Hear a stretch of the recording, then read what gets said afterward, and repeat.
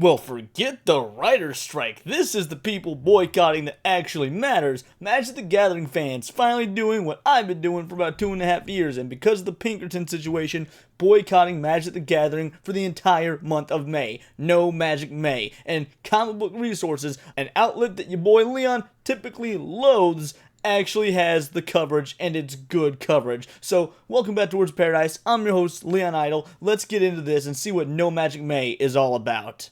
Magic the Gathering players launch a boycott over wotc's Pinkerton controversy. Magic the Gathering players plan a boycott in response to publisher Wizards of the Coast's controversial use of Pinkerton agents. Now here's the dealio. We should be boycotting Magic the Gathering for far more than just this. This was egregious, don't get me wrong, and I'm glad people are finally waking up being like, hey, this isn't okay, time to boycott. But we need to boycott Wizards of the Coast for far more than just the Pinkerton incident. We need to be boycotting them based on the insane pricing. We need to boycott them based on the changes to the game that no one's asking for, mostly the tournament scene that is very political, really all their political ideology in general.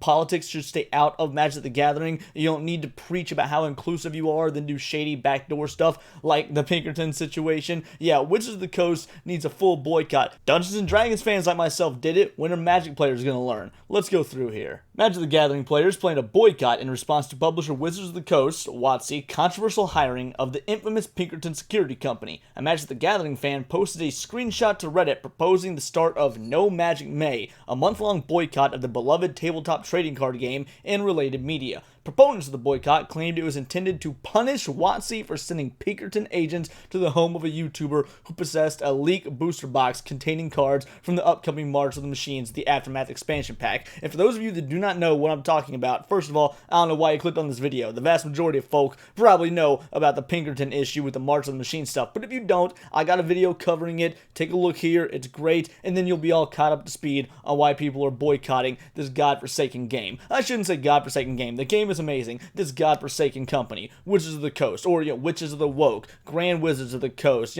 whatever you want to call them. Point is, they're hot garbo.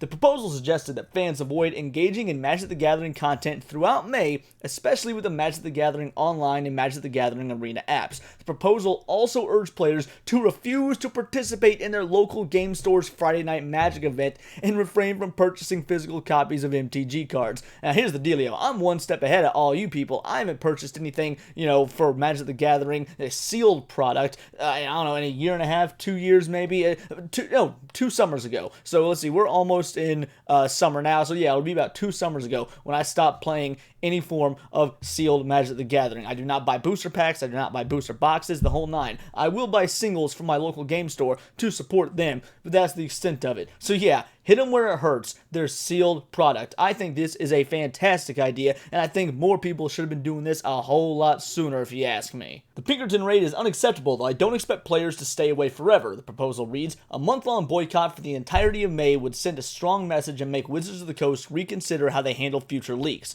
Players also needed to drive the point home by messaging the company and explaining that the boycott was explicitly meant to deter the use of Pinkerton raids. I don't think that's good enough. We need to deter Wizards of the Coast from screwing this game entirely. We need to deter Wizards of the Coast from injecting their garbage politics into every release. Oh, banning cards because of, they've got some sort of connotation to them that could be perceived as offensive. Get out of here. You ain't the morality police. You're making a card game about fairies and elves and dragons and Magic the Gathering. Do you really want to morality police a card game about fantasy, about high fantasy? Well, clearly you do because you're doing it all the time. So yeah, this boycott, obviously the Pinkerton stuff is fresh. That needs to be brought to Wizards of the Coast attention and it needs to be hammered home. But get your damn politics out of it as well. Quit overcharging. Are you telling $500 for 6-card booster packs? Yeah, that was something they were doing. $500 for, I think it was 8 or 12 booster packs with 6 cards in it, when a regular booster pack is 13, 15, something like that. I don't remember, because again, I haven't bought sealed product in 2 years. I loathe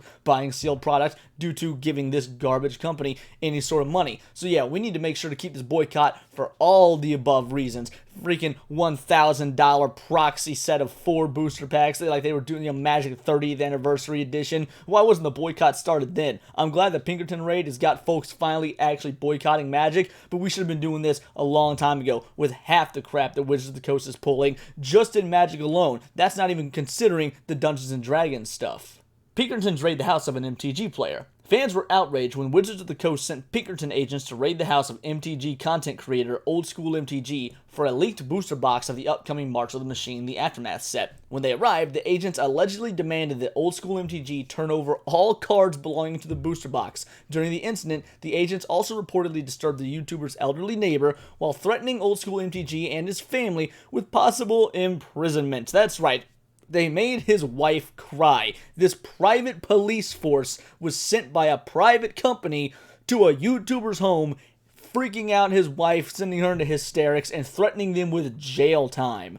Old School MTG later claimed a representative of Wizards of the Coast apologized for the agent's actions and offered to compensate him. No, that ain't good enough. Old School MTG shouldn't have to tell the world, yeah, Wizards apologize. Wizards needs to come out and publicly apologize because you just disrespected the entire fandom, not just this one dude. All your paying customers, all the people that have given you money for years upon years for your product, you disrespected all of us when you did that to him. Now, obviously, disrespecting your fans by doing something like this, it's going to affect the individual. It happened to a whole lot more. So, yeah, clearly he needs a direct apology, but there should be a public apology from Wizards of the Coast as well, saying, hey, we screwed up. We will never do something like this again. Because here's the dealio. You've already burned all your customer goodwill, as I've said in video after video after video, when you're doing things like March of the Machine, when you're doing things like the Magic 30th anniversary, when you're doing things like banning people from tournaments because they don't want to use, certain pronouns or whatever. You're banning people for liking certain tweets.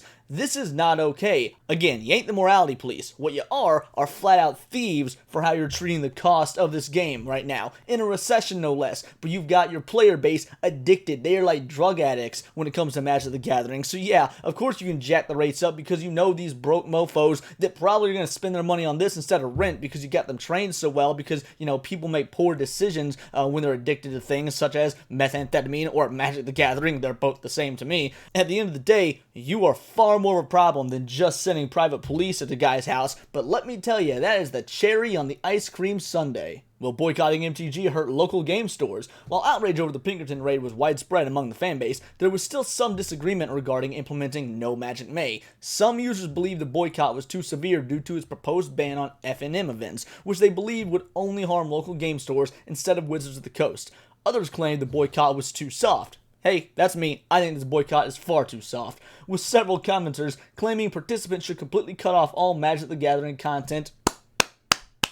That's what I like to hear, to discourage stores from purchasing additional stock of MTG cards. Do it! Don't purchase additional stock. You got Yu-Gi-Oh!, you got Pokemon, you got Flesh and Blood.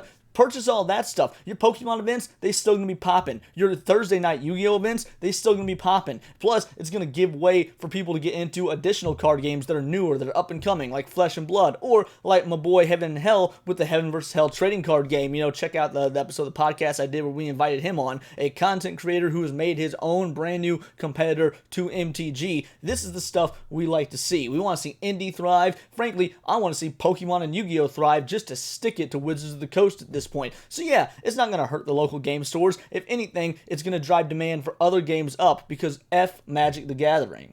At the end of the day, boycotts, sometimes they work, sometimes they don't. The reason I think this one could work is because we've seen it work specifically with Wizards of the Coast before. When the Dungeons & Dragons OGL controversy happened, we saw real quick how Wizards of the Coast walked back the vast majority of their bad business practices. Now, is the new OGL still absolute garbage? Oh yeah, without a doubt. But the pressure was put on. The fans of Dungeons & Dragons got together. They cost the company several $1 million. I don't remember the exact number, but they cost Wizards of the Coast several $1 million.